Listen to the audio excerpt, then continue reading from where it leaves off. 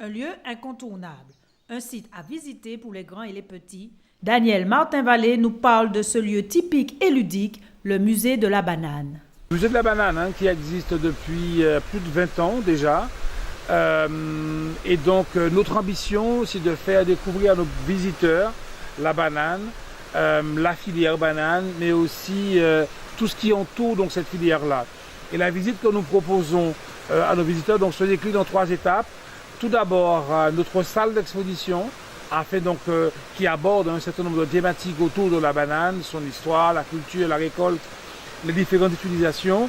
Et puis ensuite, après, donc, notre jardin, notre collection variétale avec 64 variétés qu'ils peuvent venir et découvrir, des variétés qui viennent d'Afrique, d'Asie, mais aussi donc de chez nous, parce que certaines variétés sont apparues chez nous. Et puis ensuite, pour finir, notre restaurant La Bananeraie, qui fête donc ses 4 ans d'existence déjà, que le temps passe. Et puis donc de manière temporaire, notre boutique des saveurs, avec donc des petites choses que nos visiteurs peuvent découvrir autour de la banane, tels que les gâteaux, etc.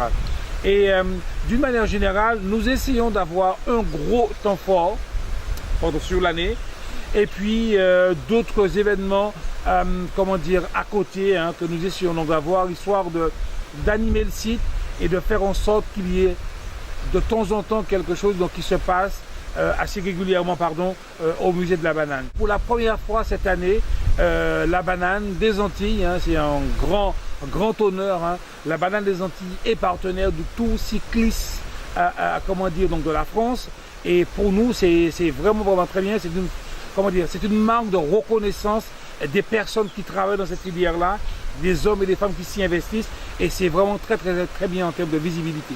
Depuis quelques temps, grâce au Carabée des Sciences, nous proposons 2 ateliers, donc 2 ateliers ludiques, pour que les enfants puissent, entre guillemets, apprendre des choses pendant que les parents sont là donc à découvrir l'exposition. Et donc il y a un atelier donc pour affiner entre guillemets l'odorat. Donc on leur propose donc de découvrir à travers donc 3 parfums, donc l'odorat, l'odeur de la banane. Et puis il y a aussi un autre atelier donc sur la vie, le cycle de vie des végétaux.